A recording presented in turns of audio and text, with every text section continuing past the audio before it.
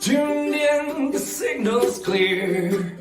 Coming through Geocache Talk. A voice on the line I hear. Coming through Geocache Talk. It's time for Geocache Talk. Whether you are at work, in the car, or wherever you are, we hope you enjoy this show about the great sport of geocaching. If you're watching live on YouTube, you can be part of the adventure tonight in the chat room and participate with others as they watch the show. If you are listening later, please give it a like and subscribe on your favorite podcasting app so that you can get all of the weekly Geocache Talk goodness. Big thanks to the Travel Bugs for our music at the opening and for giving us lots of fun with that one. That was actually for our 20th or for our 4-year anniversary, show 200, but we've 20th anniversary. He'll probably be on for our 20th too. 200th show, 4th anniversary show, all in one. And so we made it part of the opening. So also big thanks to our featured patrons, Team Steiny, Arnott Family, S. Seiler, Terraviators. Saw him yesterday at a community celebration event. We'll talk about that a little in a minute. Kunenbud, Motorama, Kimalisa, Bloody Cool, Traveling Geek, Life is a Horse, and our new patrons, Railroad, Mustard Devil, that's a crazy one, Audie Olson, Autumn EB, and Team Monroe's.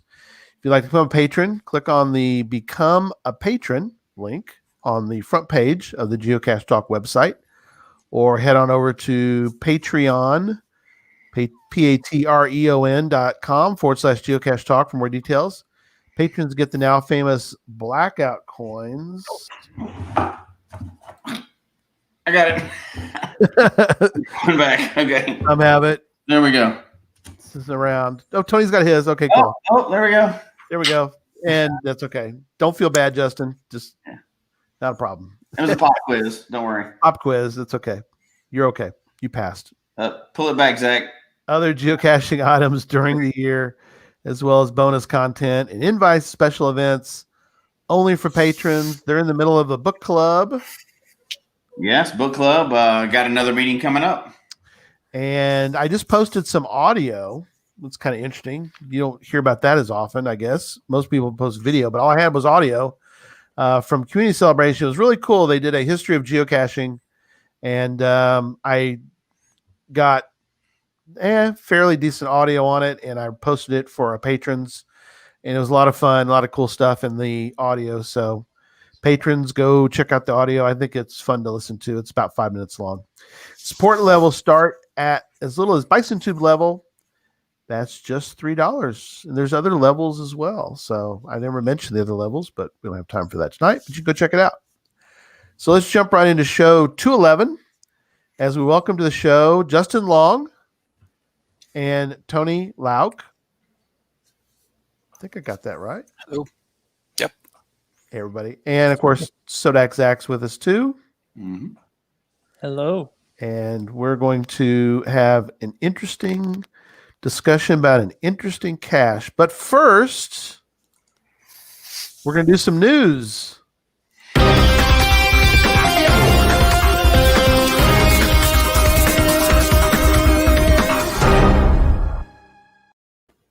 Isn't that cool? I like that. I feel like I need one of those microphones, though, but I guess they don't use those anymore. No. But I like that. Thanks to Derek for Baker Six Clan for providing us with a news bumper. That's right. And we actually do have news. We didn't just want to play that. No, we didn't. We have real news. Direwolf. Whoa. Yes. It's very cool.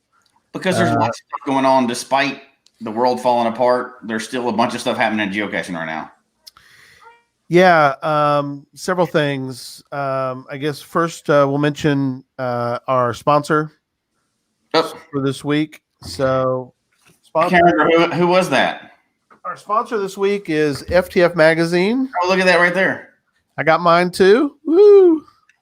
So look. Why would you not? It's the only geocaching magazine out there, right? Favorite, Well, not true. Your Only one in favorite. the US. Your favorite topic, Jesse? Nanos. Hey, I don't hate nanos like other people do. Love them or hate them, I love them, but that's just me. Anyway, I haven't got to go through it all. We just got it like a day or two ago. Yeah. But it's so fun when you get a FTF magazine in the. Sadly, it still has Mingo Madness in there. It does. At press time, everything was still on board for that, and but sadly, it's been postponed to May. But anyway, FTF Magazine is our sponsor for tonight. Did you make the excuse that you haven't read it yet so you don't have to admit that you can't find Spartan? I can never find them. I can never find Spartacus. He's always hiding, and I can't find him. That's funny. No. I haven't either. I can't find him. Oh, Tom says there's a cool Puzzle Cast article in there, probably from him. Some wacky guy probably wrote that one, huh? Some off the wall dude probably has written that one. Oh yeah, looks like it. Probably some weird podcaster. Some weird yeah, now he's a podcaster. But what an odd cookie. Electric Water Boy. Anyway, all right. What are some news items, Jesse? So I think one of the most fun news items right now is that the Wonders of the World promotion started while we're still really technically still in memory lane, and it's International Geocaching Day weekend.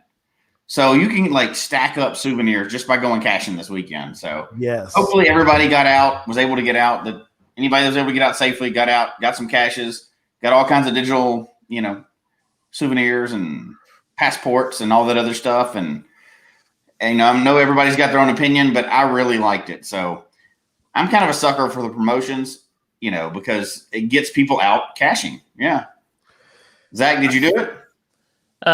Actually, I got something that's even cooler, and a quick shout out to a show listener, EJK PBR, and a close friend here in town.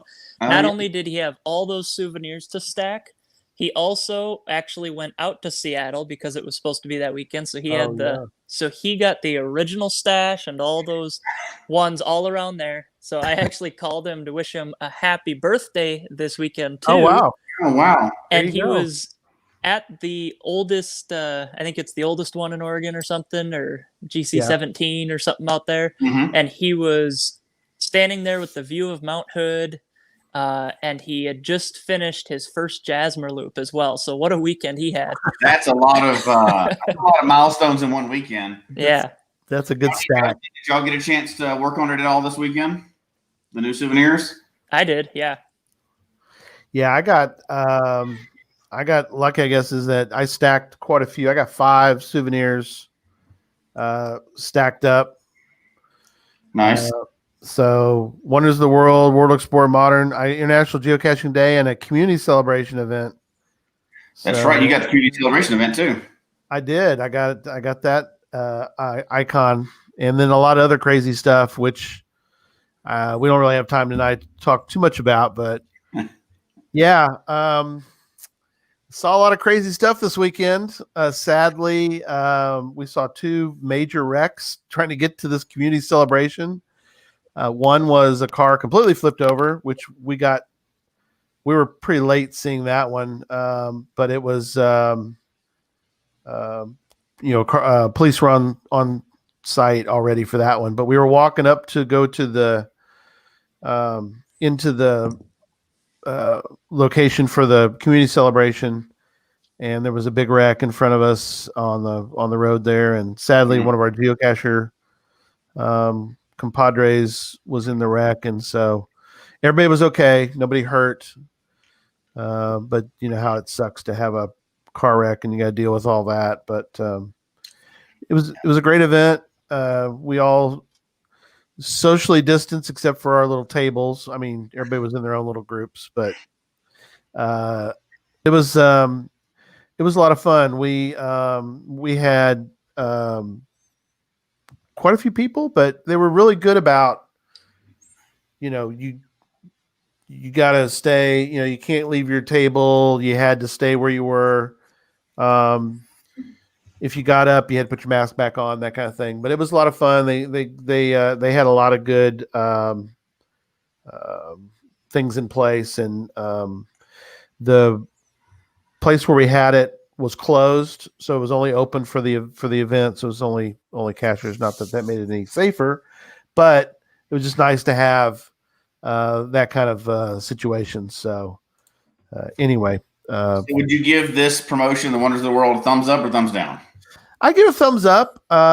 You know me, I'm not usually a big fan of these, but I'm as your wife the CFO will tell you, her and I are both big fans of history. So I like the mentioning of the different historical locations, and it was kind of neat in the sense that we did several caches, and then we're like, okay, well, where are we at now? Because you had to go through and find 7 modern and then 7 ancient. I think that's right. And I think it was kind of cool that they locked it. So you had to get the first part done before you could do the second part, which is fine. I thought that was kind of cool. So I don't know. What are y'all thoughts? I like it. And again, people that stay up on a Sunday night to be on or watch a live podcast about geocaching, it's probably not going to be challenging for those people, right? Like, these are the people that are really into it, all of us. But for the general public that's either newer or that doesn't get to cache very often, I think it adds a little bit of a challenge and gets maybe some people that hadn't been out a while back out caching again, right? Right. And you've got all year to do it, but the 2 levels and stuff like that adds a little bit. They can't make it impossible. If it only reached like the top 10%, that means 90% can't do it, and that's a terrible promotion. Right. So the way they do it, they make it open for everybody, and there's no challenge out there, even though we're talking about one tonight, that's going to stomp almost everybody, right? Right. So if they're going to do something, I think it was a really good version that had a little story to it.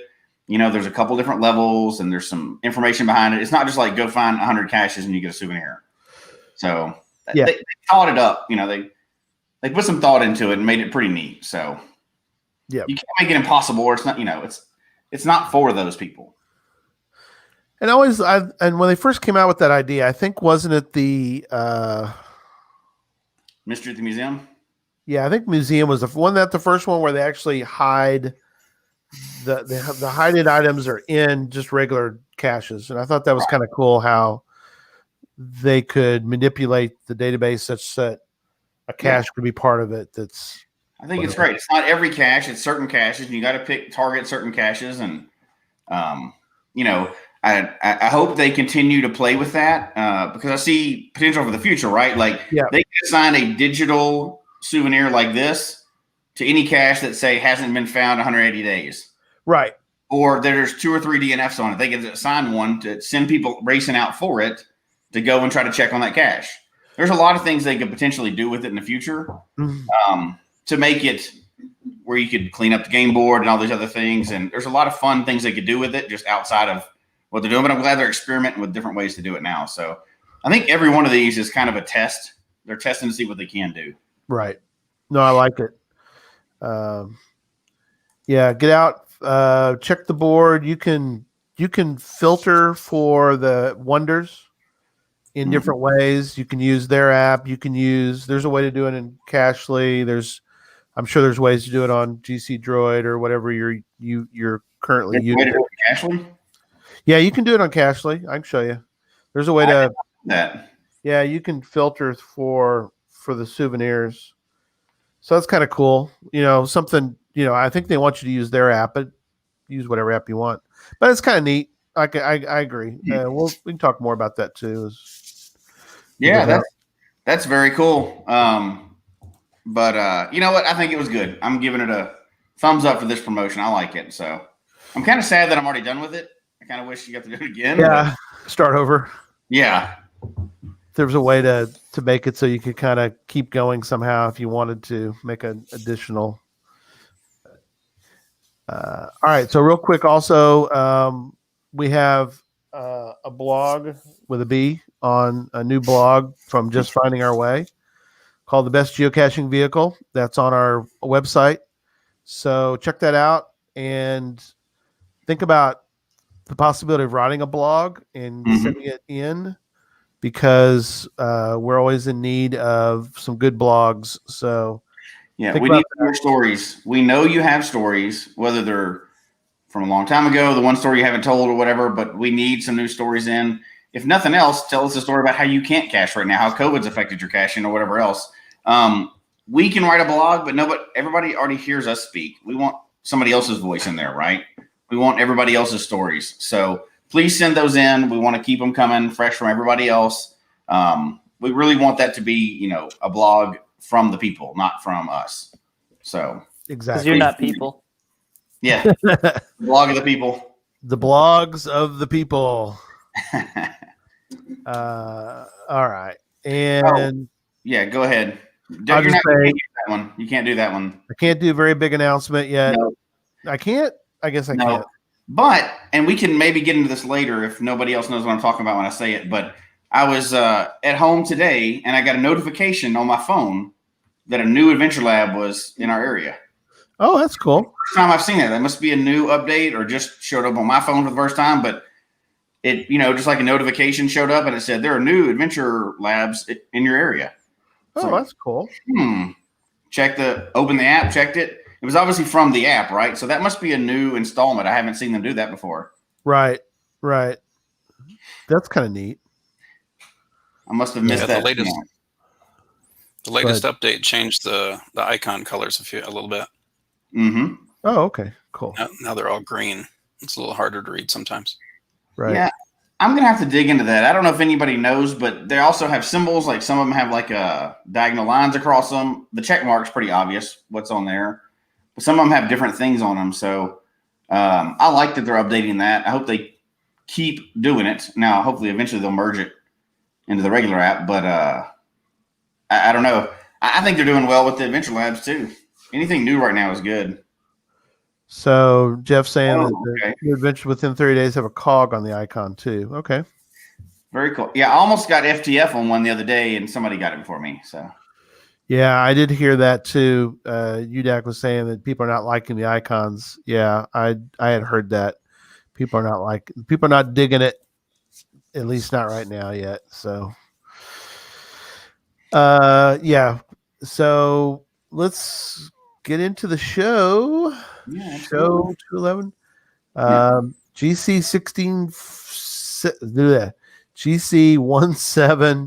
1764C as in container, which is kind of ironic, but that's the cache. It was hidden 11/4 of 2007. Mm-hmm. So that's been a while. My old Fuzzy B, we had him on the show on it previously. It's been quite a while. Yep, we had him on to discuss a little while back, and they was kind of neat to talk to him and to hear about the. He wasn't going to spill the beans, and I think it's interesting tonight. People want all the details, and I don't think we may get a little disappointment. I don't know how much we're going to be able to actually share, and of course, people are going to bail out right when we said that, but you never know. We might hint. We're not quite sure yet how we're going to go about this tonight. But anyway, Wait, what? Zach's like, Zach showed up. What are you talking about? So we have two finders. Tony's video is locked, but that's okay. We can still hear you, right? You out there, Tony? He just went in the stereo contest. Yeah, he's with us, but for some reason his video is locked up, but that's okay. We'll just continue on. Oh, he might as well. He killed his audio. He killed his video. That's fine. No reason to have it on if it's not there. Do we want to start this discussion with the winners or the losers? The losers? We have one loser. No, I'm kidding. In fairness, Gary and I really can't say that much because we never tried it. That's the real losers. So we're the ones who really lost experience. We are the real losers. Now there's a lot about this that's, I guess, kind of bizarre. There you go. Your video's back, Tony. So we're good. Okay. Sorry. Something you found today, Jesse, right, is that we're still getting logs on this. Yeah, so and everybody's going to make their own judgment, and I'm going to make mine, obviously. But so I have a watch on that, like almost 1,000 other people still do. There was over 1,000 watching it for a while, as we all know. We've talked about it before. People are starting to drop off it now, but there's still almost 1,000 people watching it. New DNFs are coming in, so the cache is archived. It's not there. Some of them are backdated. Some of them are just dated now. I don't. I'm trying to think. Gary was really good at trying to think of an explanation for this, but why would you DNF a cache long after it's been archived? Especially one this famous, like you didn't find it when you didn't find it. You didn't like, oh, I forgot about that time I spent 8 hours trying to find a cache and I didn't DNF it. Oh, Zach, don't tell me you're one of these people. No, Go ahead. what I'm saying is I'm willing to bet that they're probably just catching up on all the logs that they didn't DNF before, because we know even with almost 600 DNFs, this is probably the most under DNF'd cache out there for people actually admitting to it. Oh, absolutely. I don't understand why people don't. I understand if every once in a while you forget to log a DNF. I forget to log fines sometimes, so I get every once in a while occasionally. But as a practice, not logging DNFs, like, what are you worried about? Is it ego or I don't know? Maybe that's for a different show, right? But people are logging it now when everybody knows this cache is gone. Of course, you didn't find it. Yeah, that's for another show. Exactly. Well, that's a funny thing. I'm still watching it just because I want to see people. Now, a lot of people put notes on it afterwards saying, awesome cache, wish I'd have got to find it, that kind of stuff. But I don't get the DNF. should you multiple DNF it? Direwolf said he looked 4 times, only DNF'd it once. I think he should have DNF'd it 4 times, don't you think? I would. And I love having multiple DNFs on the cache because that just charges me up more. Now, that's just my personal opinion, right? Like, if I have a cache with 4 DNFs, that is the main cache on my mind until You die. Cache, without a doubt. Zach DNF'd it both times. So there you go. Yep. It's an honor to DNF that one. I don't always DNF. The reason I don't locally is we have a reviewer that's been using DNFs now as needs maintenance logs. So if you, so that's why I haven't locally. But this one's a different story. This one's, DNFing is a rite of passage. Yes. Yeah, I don't like. I agree with you, Zach. I don't like that. That's probably also for another show, but I don't like the fact that I get. There you go. I get a little miffed, a little upset when I get automated emails. Yep. From geocaching.com saying, "Oh, you need to go check on your cache." It's like, well, you know what? Maybe people can't find it because it's a hard cache. Yep. Can I speak to that for just a quick second? Just because I've been bottled up. I've been building my house, so I haven't been as actively out there geocaching. And we recently have come upon that issue through. We've just come upon that issue recently, Right. And it's coming out. And most of if you've found a bunch of my caches here, that a lot of my caches are on the higher end of the difficulty scale or the higher end of the terrain scale. Right. And we basically have it where it appears that 3 DNFs constitutes an email on all of them. And so I was getting bombarded with needing to go maintain these. And after the first, I went and checked on about 5 of them, and all 5 of them were there. And that's where I just said, look, you can't add this to the realm of what we got to do. Wait till it needs maintenance, or if you're gonna do this 3 DNF rule, have that for something that's below like a 2 or something, or 2.5 2, like at least lower than a certain threshold, because I have so many caches that they're designed to be a challenge. So yeah, exactly.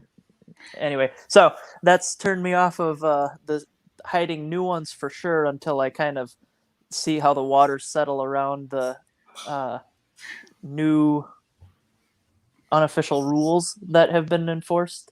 So we'll see. It's kind of taken my fire out of being a CO for now. So Sure. I'm just focused on maintaining. So anyway, There, I said my We piece. all go through those, and that kind of gets us into another topic that we're not going to get into tonight, but the needs maintenance and being a cash owner. We've talked about it before, but every time they put a new rule in, it affects being a cash owner, right? Which the rules are put in for a good reason, but there's cascading effects down the road. But that's not what we're here to talk about tonight. No. Let's start with, we'll come back to Zach in a minute. I think if I get him right, correct me if I'm wrong. So, Tony, you found it. You were the third to find. Is that correct? Okay. Yep. How many times had you gone? Because how far do you live from the shelter, do you think? Peoria is about 75 miles. So about an hour or so, hour and a half. Hour and a half. Okay. So you're not completely just around the corner, but not too far.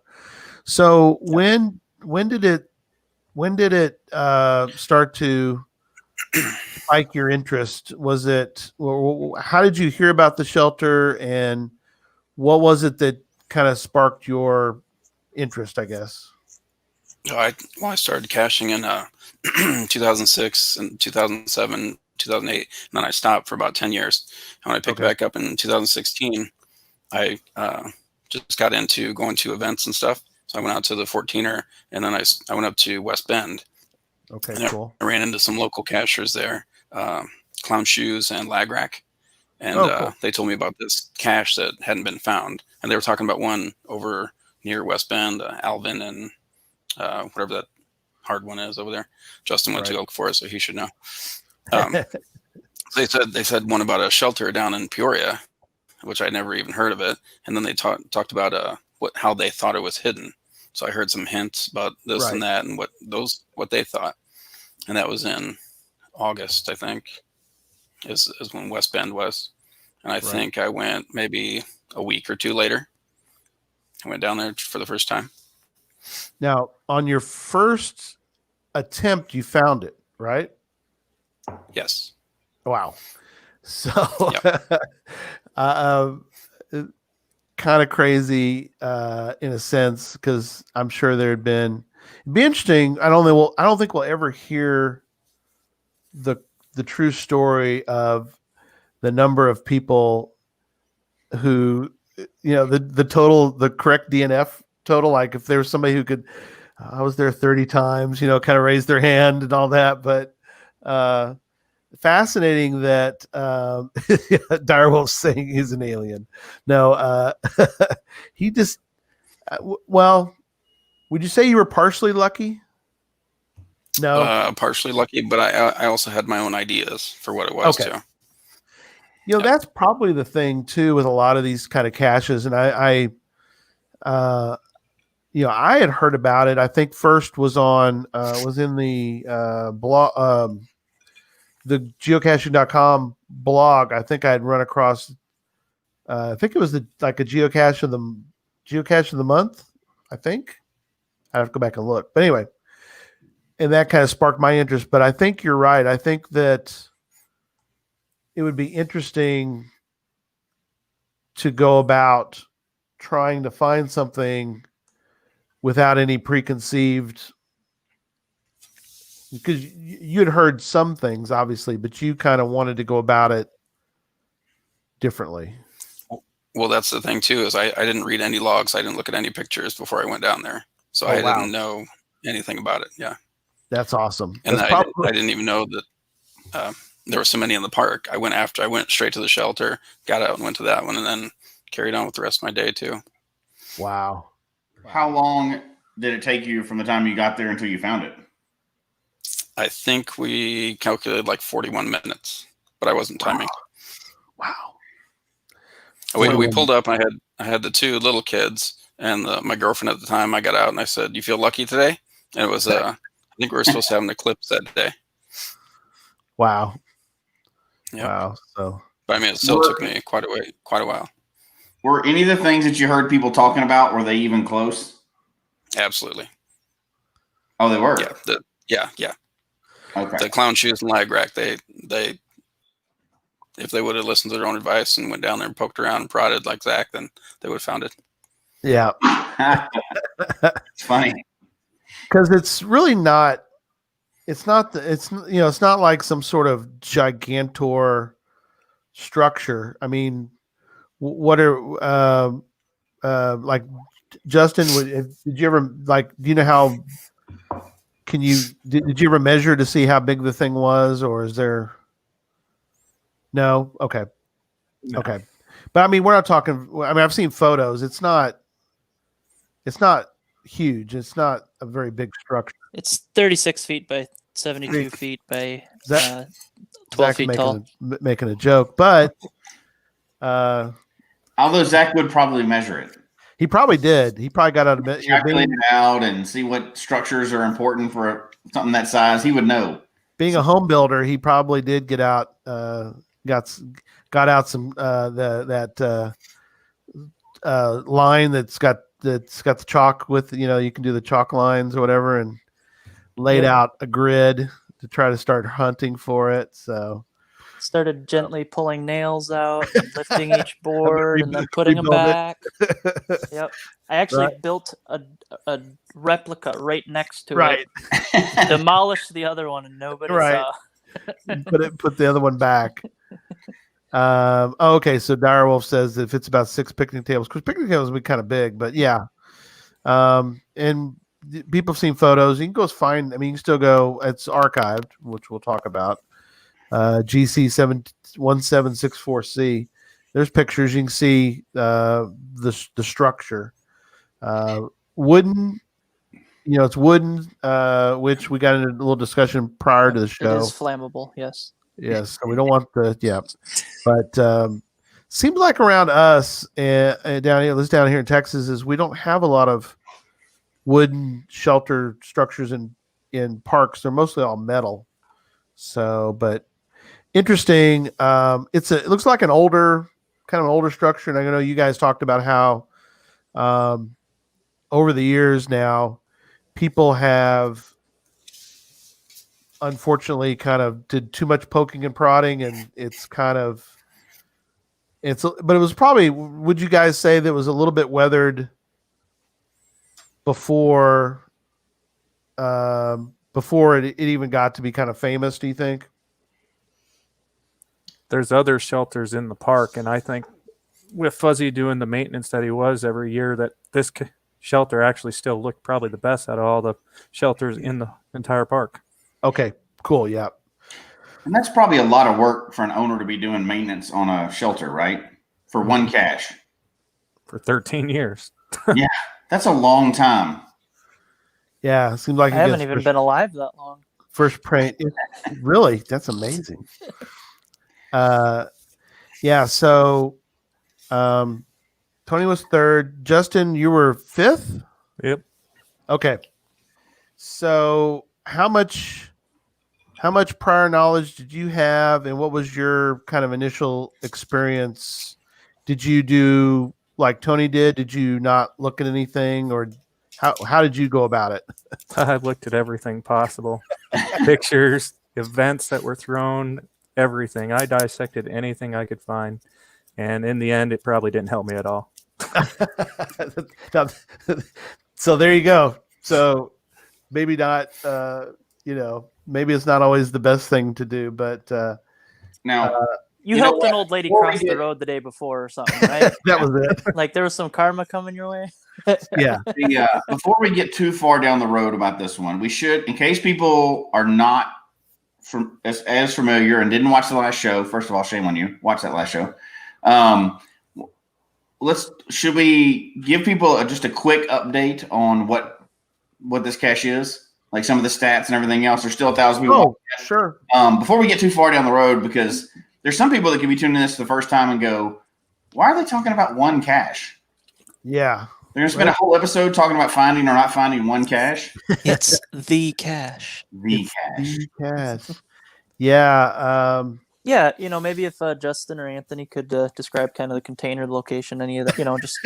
Yeah. That's funny. You show pictures, just with an arrow drawn on it. So this cache, extremely hard to find. And somebody mentioned there's another one in Victoria, Australia, 275 DNFs and still unfound. I guess that's our next trip, right? I guess so. Yeah, we have to. Not right now. We can't get there, but only 10 finders ever, which and is cash, right? Which is going to be another part of the topic, which is. Well, we'll get there. We'll get there. Easy. Settle down. So settle down now. Whoa, hang on now. Hold your horses. Been there for 13 years. Hang on. When Gary was building these notes, there was 568 DNFs. There's now 569 DNFs. I don't know how people are still not finding it. Well, it's not there, so they're not finding it anymore. It's not there anymore. Over the years, people have had events there. They've had groups there. Over 1,000 people. I don't even know what the height of it was, but maybe 1,100, 1,200, 1,300, something like that. People were watching this cache. Right. It had to be one of the most watched caches out there. And people have spent many, many days and hours going out and trying to find this cache.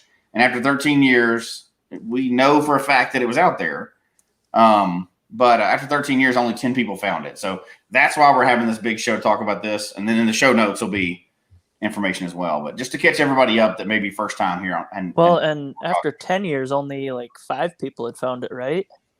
Yeah. Like a lot of the new finds on it happened relatively within the last year or so.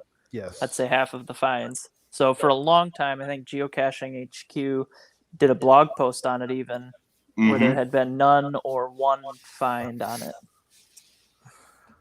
Yeah. Last find was 720. Justin, when did you find it? March 10th, 2019. Okay. He knows that. He probably doesn't even know his own birthday. Yeah, it is interesting that I'm going back through the cache right now. Well, and we'll get into that part, but this is interesting also, and you guys might be able to explain. I don't know if you did this every year, but Fuzzy Bee would temporarily disable it for the winter. Is that is that because of local hunters? Is that what it is, if I understand correctly? I believe it was hunting, and then he also went down to Florida every year, I think. Okay. So, right. So he would disable it temporarily once in a while. So that was kind of interesting. Yeah. So probably had to go make a deal with the devil every year to renew his subscription. Yeah. So out there like 1 month a year. Yeah. Active the rest of the time. Yeah. So Tony's was 41 minutes. Justin, yours was, what was your final total, do you think, on your search before? Obviously, once you find it, you don't have to search anymore. So a little over 21 hours. 21 hours. Ooh. Is that total or in one stretch? That's total. It's 10 trips. Oh my gosh. 10 trips to the shelter, 21 hours of searching time. Which trip did you find it on? It should have been the 7th, but it was the 10th. Pardon me. 2,100 miles driven. And I like your cache log. I like how you put in there. I dissected anything I could about this cache, and in the end, I personally felt it was pure dumb luck.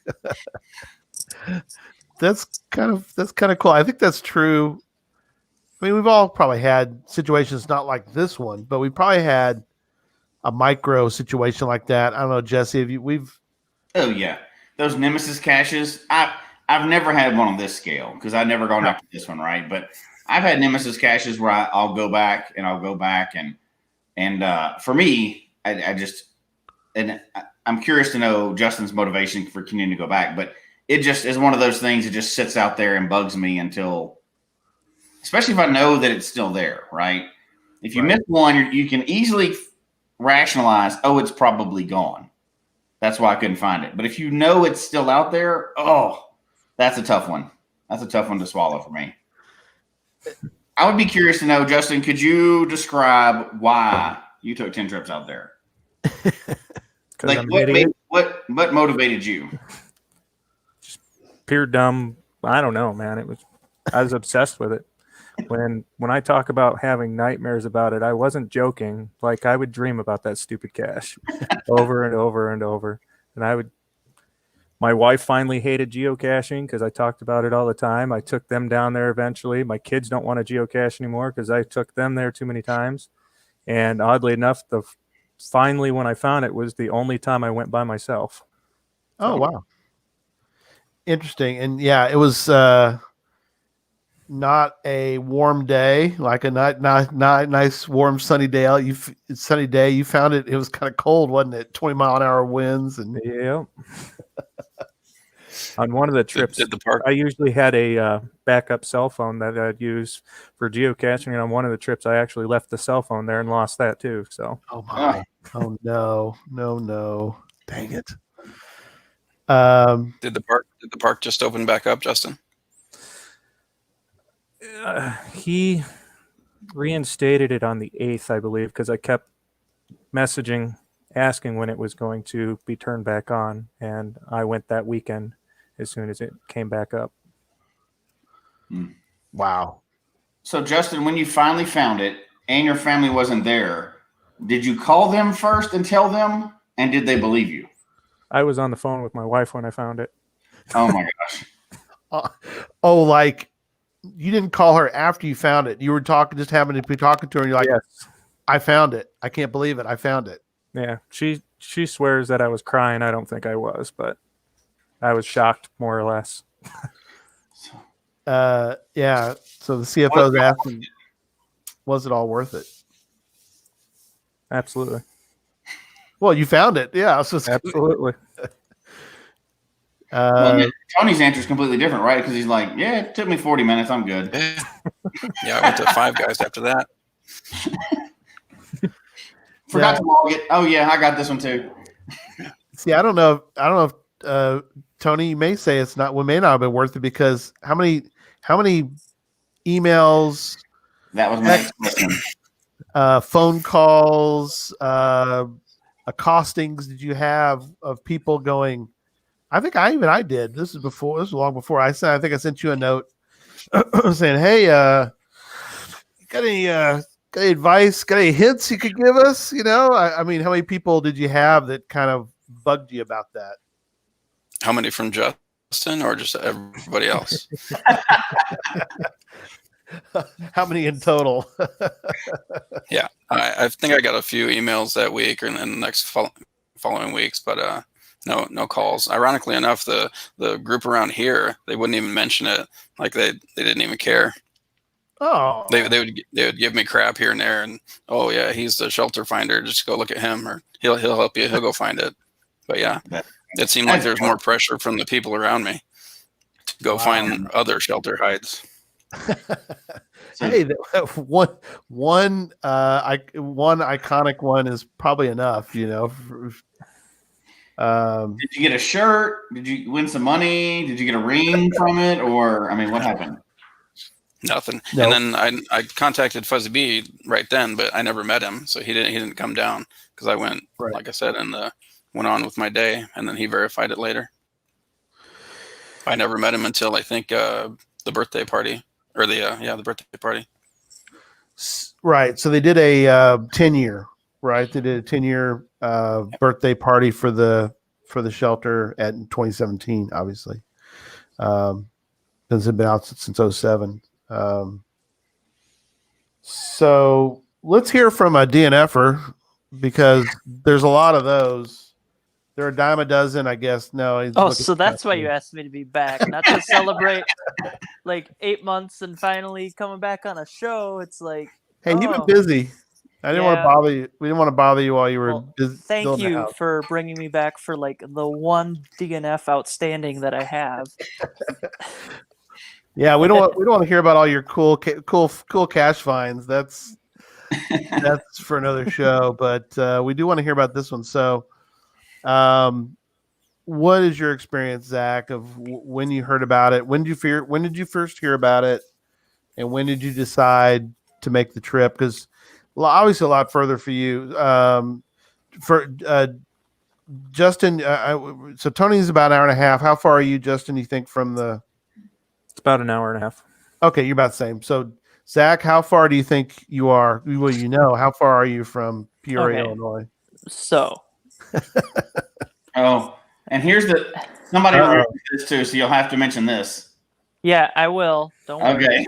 Yeah, you did. You're getting the Yeah. whole story, guys. Yeah, the group does not forget. We don't All forget.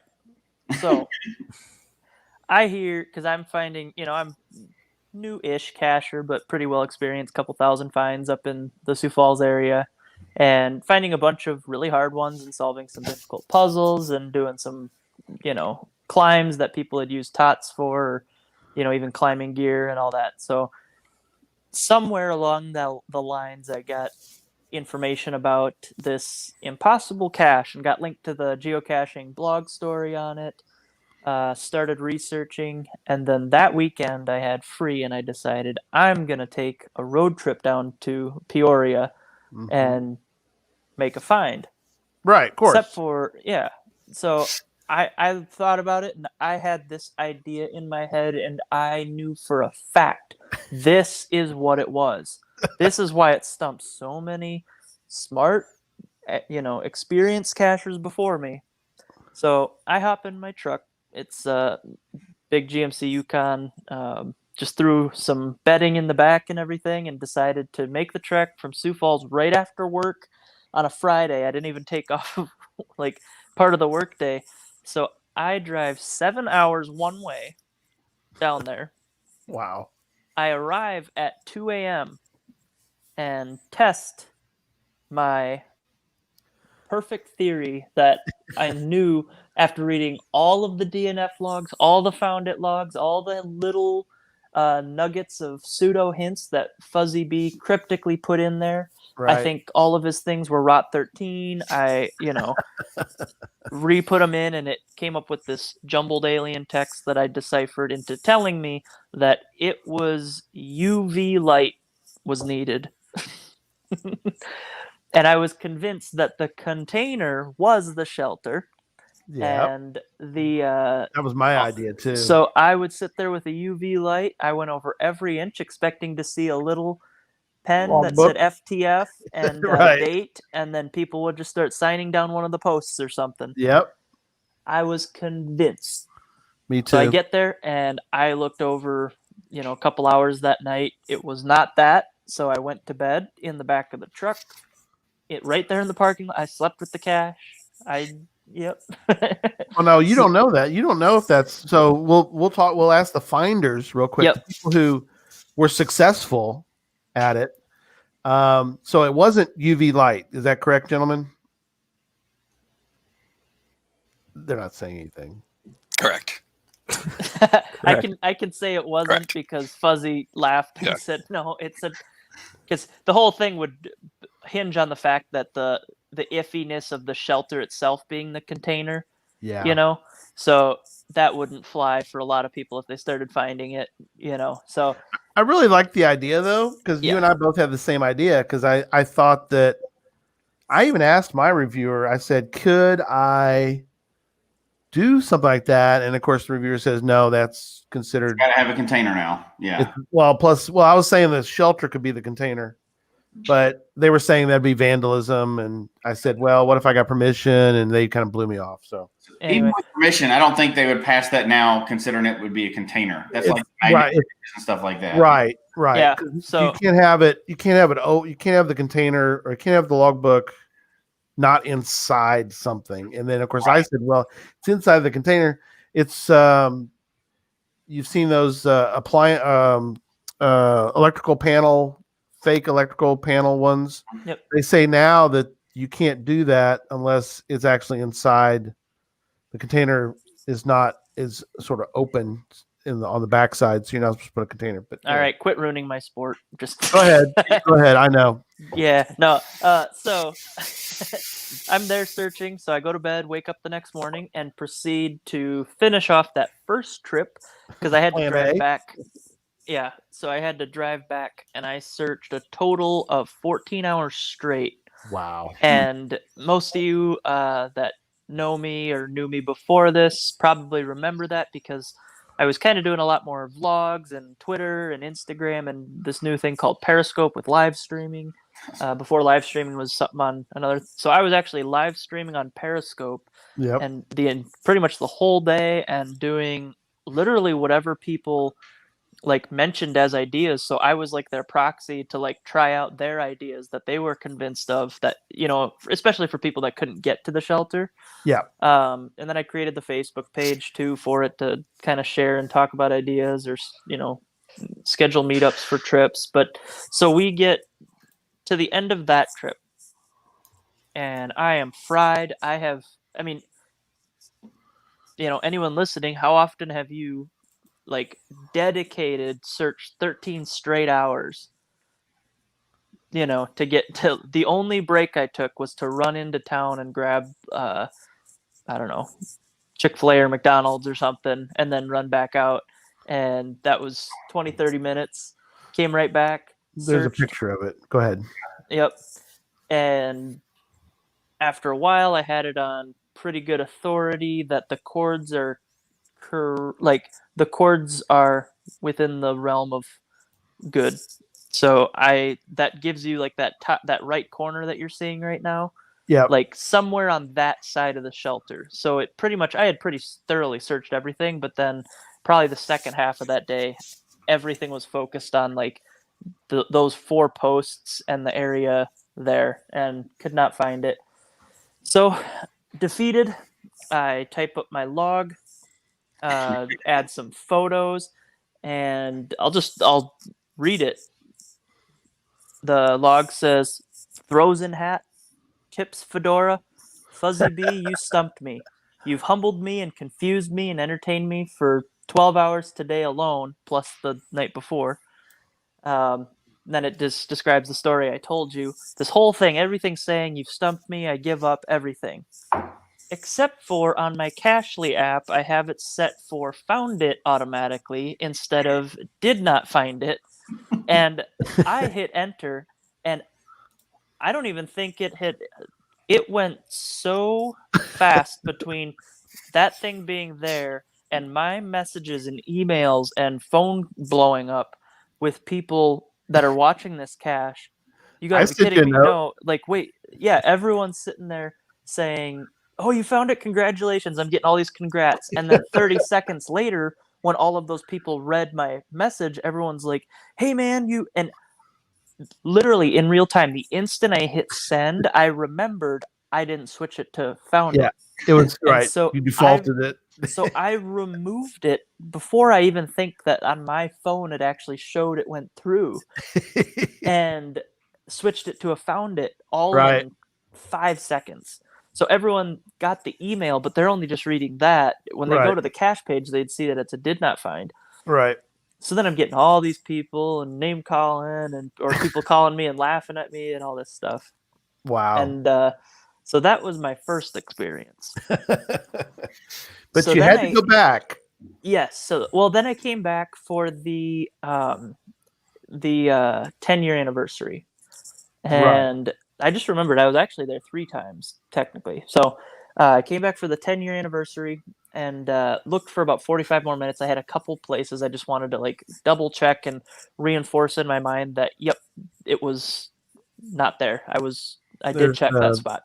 We're showing the log from I think that's the log, isn't it? Everybody signed. Yep, that's the log. So I can log the challenge or the shelter because my name is on the log. So I will change this to a found it. All right. No. See burnt turtles. There's burnt turtles. That's Tony. So at that event, basically I came back and I gave it about half hour, 45 minutes because I knew like I just wasn't feeling it. So I decided to go out and get all the FTFs and everything that went live that day. And so I didn't give much effort there. But the funny thing was the 2 guys I was with wanted to give it a few hours and try their luck at it. Right. And one of them did the same thing I did, and they sent in a found it log. So I Did gotta they really? sit there. I gotta sit there and laugh at him because he made fun of me for doing that, and all of a sudden he sent it through, and his phone's blowing up with people. What? You found it? What? And people are running over to the shelter because it's the 10-year anniversary and all that. So he changed it and everything. Well, then, lastly, my when we came back from the Giga, we just happened to be driving through and we swung by there and checked it out one last time. And I didn't waste too much time there. I was fine with it. I figured at some point I'd take a camping trip there. Alas, the cash was no more. So, So I should have taken advantage then. there you go. So at the 10-year for you two, Justin and Tony, where it was, I'm sure there's a lot of laughing and giggling and so forth. But is there then a lot of people looking at you going, can you point? Can you give me like what part of the shelter it's in? Did y'all get any kind of people trying to negotiate with you guys or? Oh, that's right. You were to find. That's right. Tony, had you found it before this event? Yep, just a couple months before. Months. How hard was it not to look at the cache while you were at the event? The event was at another shelter, just around the corner from that shelter. Cool. That's that would have been hard because you'd have to glance at it. There's no way you could not look at it the whole time. All right. Here's the moment of truth, the question. Okay. When you were there, did you go back and just peek at it? I have not been back, no. Oh, okay. There were a couple of people I was with that walked over there and looked for it while I was there, yeah. I went over and looked for it, and there was like 30 people going at it, and I turned around and said, nope, this is enough for me, and walked back over to the other shelter. So we can probably confirm a few things without giving away any secrets. One, y'all both found it, so you can confirm it really was there. Yeah, right? They're on the log. Or anything else. Zach's theory of UV, was there any UV involved in it at all? Nope. Okay. No UV. Yep. So what about this? Special equipment. Was there any special equipment that you had to use that you actually, not that you tried to use, but that you had to use to find it? Not that we had to. No, I did use a little tool that I took with me, but that goes with me everywhere I go. Right. Was it a disintegration ray gun? Or reverse disintegration ray gun? Yeah. I would like to point out one of my DNFs because Fuzzy met me each time that I came out there and everything. We had a little fun, but I said we totally found it. See my photo with Fuzzy giving the thumbs up, and I have a picture of him holding a large container, and I said, "Can't believe it was a large container in the bottom of the trash can all along." That's funny. Now, here's some other questions I have just from all the information that Zach gave out. So we're trying to unpack that, right? So Zach was convinced that there was a bunch of hints on the page and a bunch of hidden stuff and devious information that Fuzzy hid. Was there any of that actually related to where the cache was? I never read any of that stuff. I still haven't gone back yet. That is so there's nothing hidden, no secret devious plots, nothing hidden in the HTML, none of that other stuff that people had theories of, none of that actually even applied. They told you everything you needed to know. Oh my gosh, guys. I would wake up every morning and look at that cache page just to revel in my glory. I literally had to force myself to remember what it said on the cache page to stay away from things. There's people. Okay, just name a shirt color. Who's closest to it in that photo? Well, the fascinating part about this whole thing. Don't say the person standing up. Did you need a squirt gun? I've heard people do that before. What's interesting is that, well, and we've had, and I guess we need to get into part of this. I've talked to Justin and Tony, and I guess we talked or we've heard from a couple others, but there's still a lot of debate, I guess, is a good way to put it, of who wants to or who is willing to provide information about now that it's archived. And my feeling on it has changed probably over the past week or 2 weeks, or we set this up actually 3 or 4 weeks ago. At first I was like, really, you're not going to tell us anything? And then I thought, well, there's nothing that's, I have no right to any of the information that, is out there. I mean, but there is a way we can get closer and closer without just spilling the beans. Okay. So the cache page, it says it is a shelter cache, a log in a container. Is that correct? Is it a log in a container? So there's no trick like Gary was trying to say, or there's no magnetic thing. Okay. Log in container. Cache is not in, on, or touching any part of the electrical equipment. Was that also true? That's correct. But I also went there and looked at that anyway, and then I had to tell myself, no, it's not here. Okay. But you just keep going back to it. It's not on the roof or under the shingles, nor under the metal drip edge. I'm sure you checked those things as well, but was that still true? Yep. All true information? Okay. Cache is exposed to light and air. So it was out in the open, nothing obscuring the view of this thing. Oh my gosh. It is within the footprint of the roof. Is that also true? Yep. Okay. No need to loosen bolts or dismantle anything. That's also correct. Yep. Not on picnic table. Those move around the park. There's no reason to damage or destroy the park. Hopefully not. And then it says don't give away the cache information. So all those things are true, and you could technically just walk right up and see it. Yep. If you knew what you were looking at. Oh my gosh. Yeah. This is also an audio podcast, so some of y'all have to at least say something.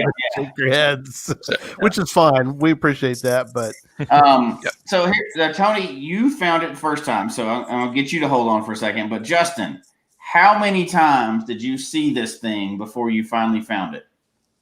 Can you even put a number on that? High. No way. So there's kind of a debate going on in the chat room, and I know people who are listening are like, it's archived already. Give it stop it. But I have heard various things. I've heard that he might want to hide another one similar to this. Mm-hmm. So there's obviously some debate, and of course, we're just having we're having a diplomatic discussion about it. But you can imagine if anybody's ever been on a social media site. Everybody agrees on those, don't they? Oh yeah, right. So, and of course, Zach is responsible. You're responsible for all this, being that you set up a Facebook group, and oh my gosh, how many people are in that Facebook group, Zach, at its height? I mean, it's still actually growing, so I'd have to check. But they got into it on that Facebook group. In fact, I think Zach, you kicked somebody to the curb, didn't you? I think I've kicked at least one person out. Who wasn't being civil. So yeah, it's just. I mean, at some point, the older I get, the more I realize adults are like just grown up kids sometimes. Like it is a cache. The CO can do whatever they want. Period. So why is this a debate? You can sit there if you aren't going to change them by adding anger to the conversation. So if you'd like to incentivize him or try to get him to change it, looks like 452 members, by the way. Wow. For one cache in a Facebook group, that's crazy. Yep, and 1,000 plus were watching it at one point. Now, Tony, for you found it on your first time, and you found it within less than an hour the first time, and that's a huge accomplishment. do you kind of wish it had taken you longer, or do you think you got, are you happy that you got lucky? I mean, obviously you're happy you got lucky, right? But do you kind of wish you got to find it on like your third time, or do you think it'd have been built up? Would have been more exciting for you if you'd have found it after like a huge multiple trips? No, I think if I wouldn't have found it that day, I would have been just like Justin. I would have been taking the trips with Justin, going down there all the time until I did find it. And Justin, you went 10 times? So if another one came up like this next year, let's say next year, right? Now everything's burning down. But next year, does this make you more or less likely to go after another impossible cache? I just spent 3.5 hours at another shelter up by west of Milwaukee. Oh my gosh. Wait, what was that? Alvin or Walter. Wait. What's the GC of that? Zach, what's the GC on that one? Don't tell Zach. He's going to, oh gosh, here we go. I'll send it to you on Facebook, Zach. Okay. And we're talking about what? There's someone hid. It's Hit got some? 2 fines on it in like 7 years. I don't know. Oh, well, wow. I have one that has yet to have an FTF that's close to my house here. So that's How like, long has that been out? I'd have to check 3 or 4 years. Oh, wow. I'm still here. I'm just checking my app quick. You're fine. And that's what I was talking about, Jesse. Is now I just feel the pressure when I go to and these FTFs that have been out there for a few years. Now I feel like I have to go find them. I've been to Zach's. I know which one he's talking about. WTH3. And you know what? If you don't find it in 41 minutes, you're kind of losing your touch. I'm just saying. Yeah. I'll throw that out there for you. At least he gets a taste of what the rest of us feel. Right. Just a taste. So Justin, when you like go off to do one of these, does the family kind of go, oh no, not again. We're not going to go through this again, are we? Well, see, this one actually had a park right next to it, and the kids played on the equipment and stuff. And Jason, the other finder that was supposed to be here tonight, Yeah. he actually met up with me there and okay. looked for it. Okay, cool. So you had a cohort. You had a partner in crime. Yep. I don't know. I've never gotten to do something like this. I've never been able to. I've never been around one, or I've never gone for one that's got this kind of infamy or this kind of DNFs or anything like it. I think I would love it. I know my wife would hate it, and I think everybody's got their own opinion of whether they want to do it or not. But what do you think, Gary? Would you do something like this? I think I would. What we joke about. Well, actually, you were the one that brought it up, but we joked for a while about. It was nothing near this, but it was a cache that had only been found a few times, and you and I went and searched for it. Diablo, remember that on the the abandoned railroad trestle, which was not safe, which we didn't tell our family about that we got out on this thing. Which was thanks. Yeah, sorry, Christy.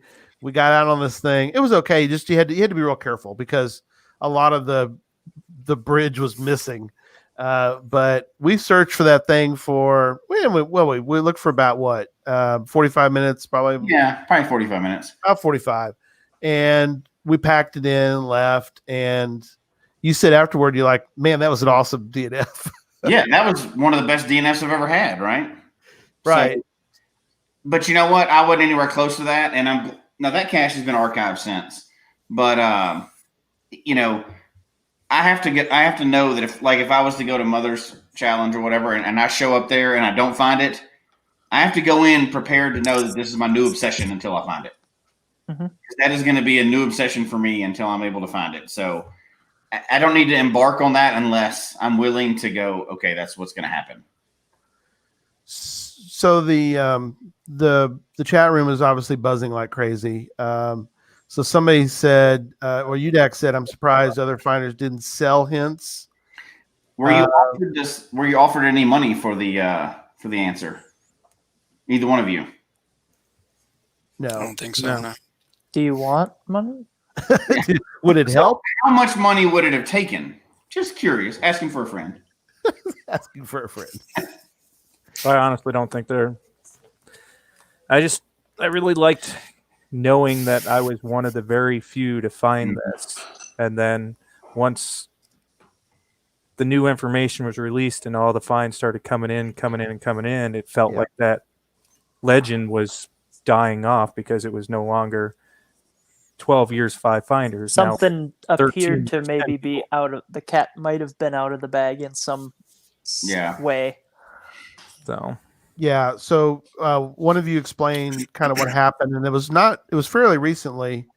Something was shared online that really changed everything. So, I mean, I guess. Go ahead, Zach. I guess I could because it was on, Well, it's out there. I mean, we've all seen it, but maybe not everybody. But at least tell what happened. We don't have to share. Well, I guess I don't know. Was it shared on the cache page? I'm guessing it was. Just the Facebook page, and on the actual cache page, all it said was shared a picture on the shelter Facebook page. Gotcha. Yes. For his own reasons or whatever, he decided to share a picture of the actual cache. And my guess, but don't quote me on it, my guess is because he was possibly getting tired of hearing people saying it didn't exist or there was something illegal about the hide, because that was kind of a growing sentiment with people was, well, it must not be a rule-abiding cache. Right. And, through sharing that, I'm actually trying to scroll and find it, but there's so many angry people that have posted recently. There it is. It's hard to go through all that. So there's a picture of the cache on the Facebook page. The container, right. Yes, of the container. And so he posted, out checking the shelter and touching up paint. Thought I should post a photo of the shelter log container. Should help with some of the confusion I see. So what I was reading into was the last part, should help with some of the confusion I see, coupling that. But, I don't want to put words in his mouth. But but that was, I know, a growing sentiment was there must be some rule breaking part of this cache. And I never felt like there was. I know that there's just not I don't have infinite knowledge of all the ways of putting things into stuff like that. So I just figured it was a legal cache. So I never kind of assumed that. I thought the UV idea.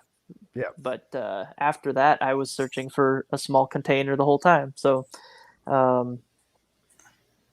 so that was shared, and that ruffled some feathers, which actually kind of lends me to be on the side of the let's let it live on in legend and not share it around, because just seeing how people reacted even to the container being shown, sitting on his counter at home or something, not even like where it was in the shelter. It's just the container with a dime for scale next to it. So, somebody go ahead. Somebody just said there's somebody who wants to join the group. Zach, if you would, I'm getting all those requests. I think I can. I think I'm allowed. I think I can approve. So I will approve. I was happy. I approved it. You approved it. Okay. So, not to comment on that picture, because, if I was the cache owner and the secret was out and it was ruined, I would archive it myself. Yep. Not saying that's why Fuzzy did it, right? But I'm saying that's what I would do.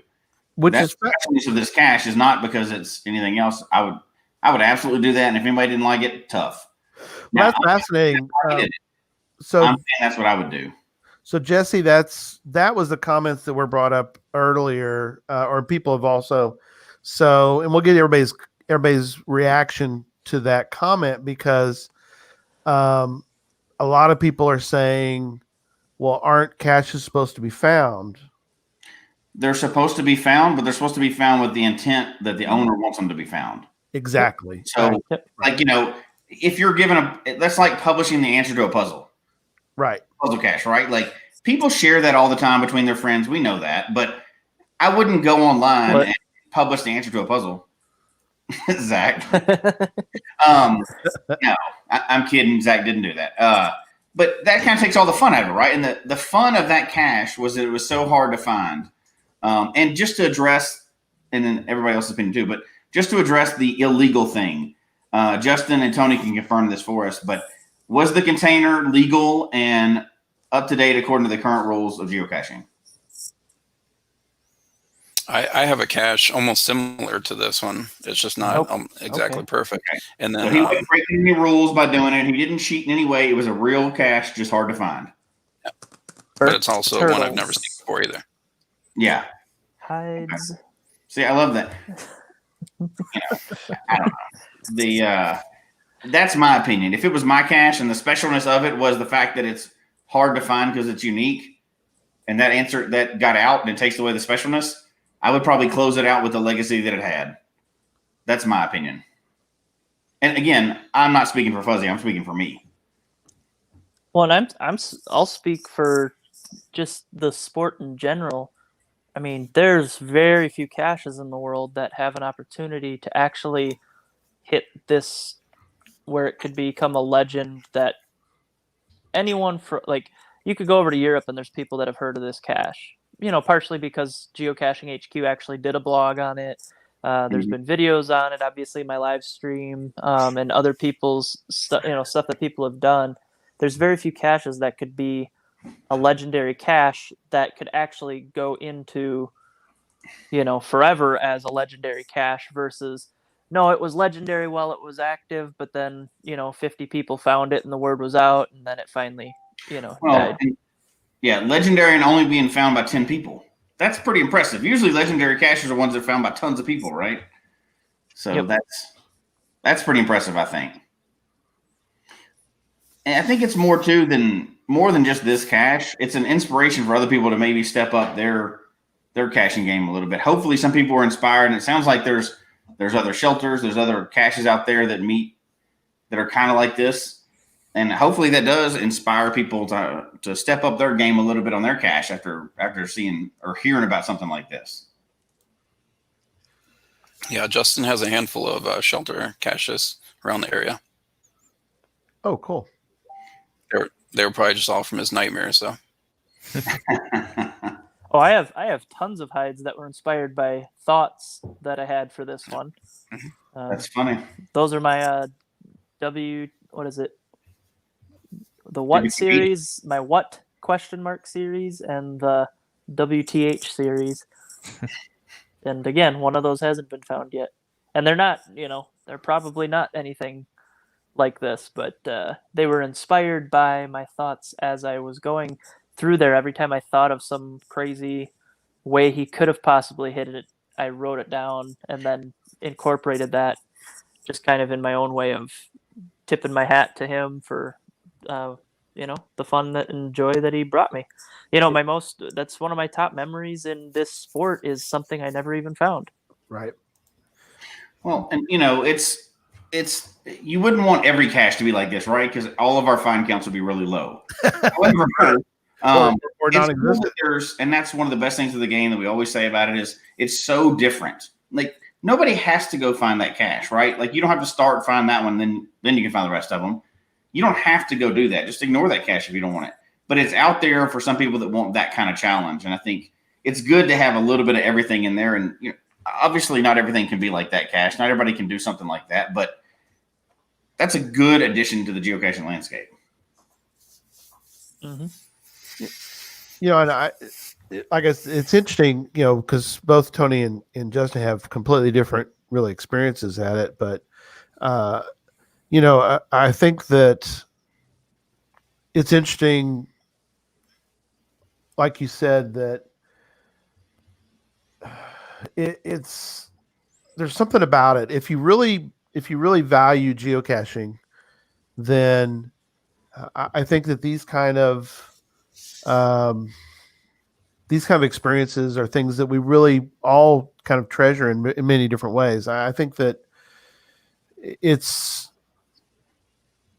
similar, like you said, to maybe a puzzle. I mean, there have been some where they've been out there for a long time. We even talked about that recently. I think it was on Puzzle Talk, where it's a puzzle that hadn't been solved in how many years, and it just was I don't know. But my reaction may be different. Jesse and everybody else can mention, but I kind of see that and go, not somebody spilled the beans kind of thing, but it's more of a, ooh, that's kind of interesting that it's not been, hearing about a cache that's lonely, I think makes it interesting in that I want to go try to find it. But also I think it's interesting that it hasn't been found a bunch. Right. Less than a dozen times in 13 years. Right. Less than a year, right? Well, so, if I may, just kind of on that, you were talking about how, you got puzzles. We actually just, what's the date today? 8/16. Yeah, so 3 days ago, was found the oldest.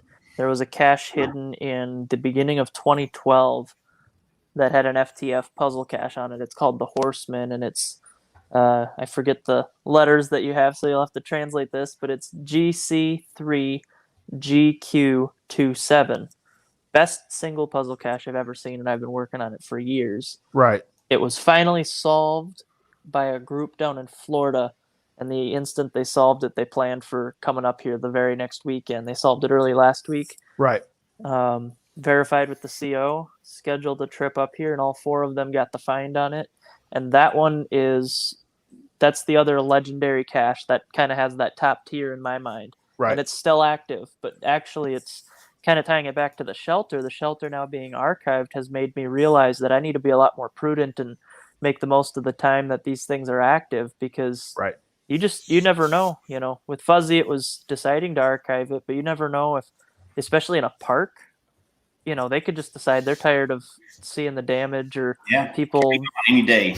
Exactly. So it's kind of reinvigorated me for the hard caches that are out there that are DNFs on my board, so to speak, to go out there and find those. And in this case, solve the puzzle. I don't think the find is that hard when you get it. It's going to be the solving. Different experience typically, like for that, because solving the puzzle was the big deal. And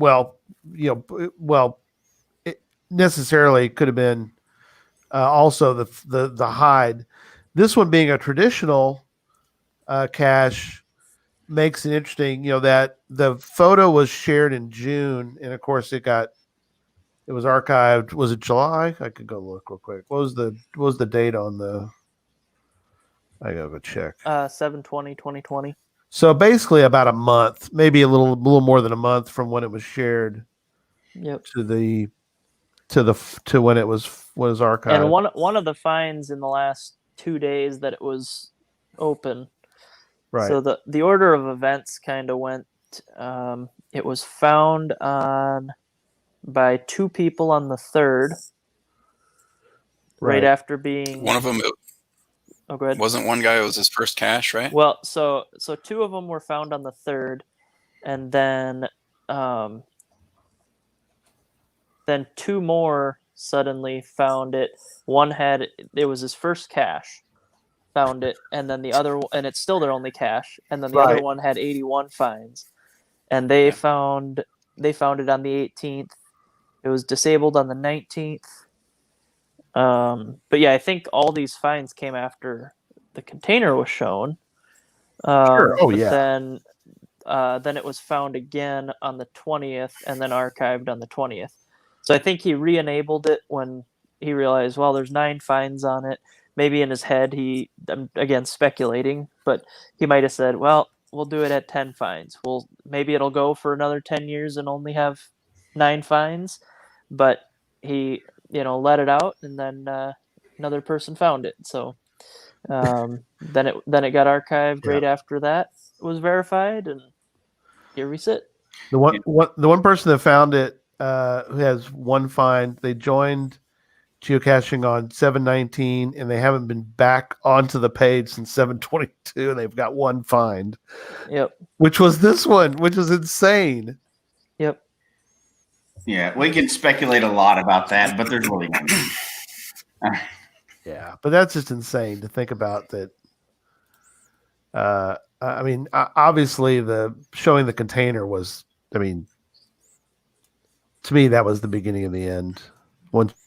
Yeah. As soon as he posted that picture, I knew that there'd be more finds coming. Yeah. Mhm. So it looks like we have a fan in the chat room tonight. Oh, My dad is famous. yeah, there he is. There we He go. said he was going to get on tonight. Hey. Oh, glad to have you here. Shout out to Spencer then. So Yep. That's He was awesome. not there, Zach, so leave him alone. Spencer, where's the cat? No, yeah, we wouldn't do that. We wouldn't do that. But I'm glad he's on here listening tonight. So, want to hit final thoughts? I think. yeah. Well, Justin, you want to go first? Final thoughts? Anything you want to say about this cache as we kind of wrap it up? No, not too much. Jeez. That's it. Give me something. Fuzzy did one heck of a geocache, and he put it on for 13 years. And Yeah. maintenance, there's a lot of maintenance going into it. How many people can sit there and say they regularly went out and checked on a geocache for 13 years, knowing that there was thousands of people coming out there and doing damage and everything else? And like I stated, it was there's multiple shelters out there. Yeah. And that shelter's in the best condition because of what Fuzzy was doing. Right. Making sure. And as it stands, I won't ever give away the secret. If Fuzzy wants to give it away, it's his cache. That's his choice. But as long as he don't, I won't.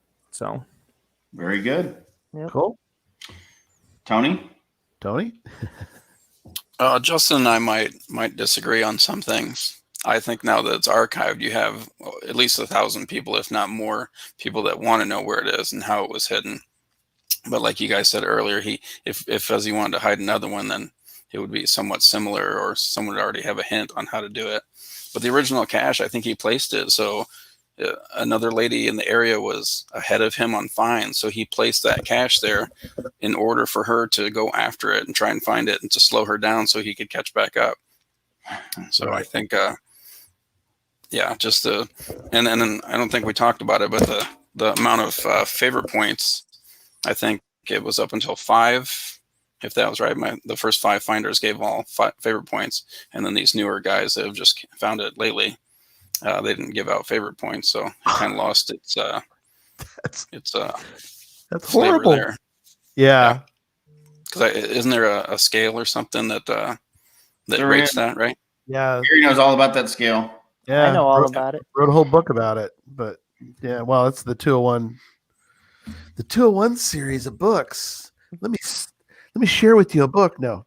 I mean, that's yeah. And the thing about the book too is that what I did was I wanted there to be at least 50 finds because this is so unique, this one.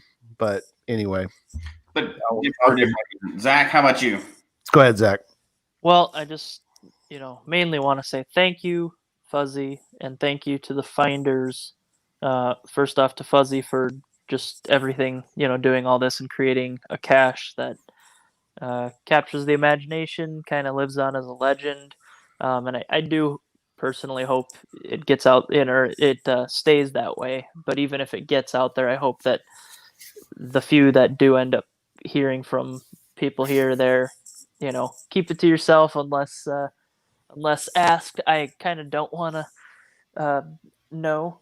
I mean, I do. I'm human. But I think when I think about it, I don't. But also just a huge thank you to all the finders for keeping it a secret and, without – especially for sure, I think the first 5 I've talked to and just with meeting up with them in various times, and it's really cool. Kind of this weird brotherhood or sisterhood that they all share with each other around this one cache in the middle of rural United States. That kind of shows what this game can do to bring strangers together. I'm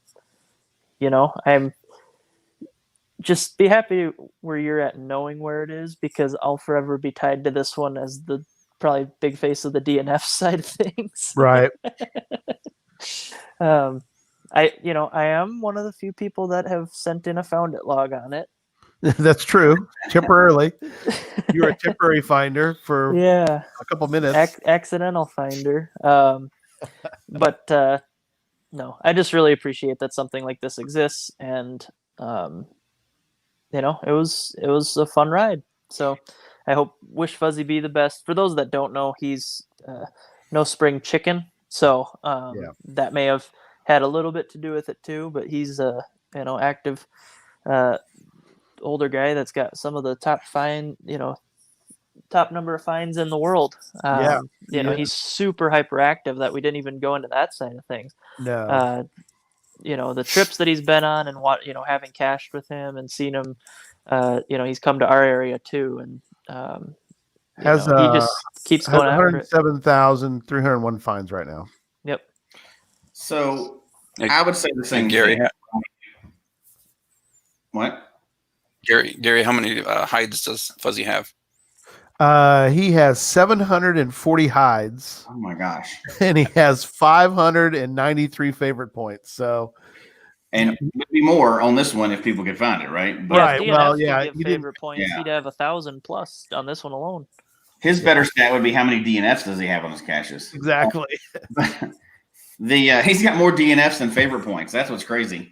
So I would say the same thing, echoing Zach. Like, this is great that he went out, he put this cache out there that really inspired a lot of people, and I hope it really does. And we'll have to do for another show, obviously, because we're way past time tonight. But there are ways to go to a search on Project GC and find out like the least found caches in your area or ones that have never been found in a certain area, and maybe try those. If this is what if this was exciting to you and Mothers was exciting to you, go try that. And I like that it stayed a secret. I think that's very cool. For anybody else that's just killing them in the after show, we're going to tell exactly where it was, so don't worry about it. Yep. But other than that, I think it's a great inspiration. So yeah, hang around for the after show, and we'll tell you exactly where it was. If you're a patron, you can go to this site. No, patron show. Tony and Justin will be selling the answers after the show. My patron money did go through this month, then, right? I think it's been. Yeah, I think you're gonna need to bump it up. I don't think. Am I still the highest? No, you're not. Oh, that's okay. That I do have to say about Fuzzy B. Yes, he's offered money to release the secret of this geocache. Oh my gosh, that's crazy. Never did it. Wow, he was offered money. That's serious business right there, man.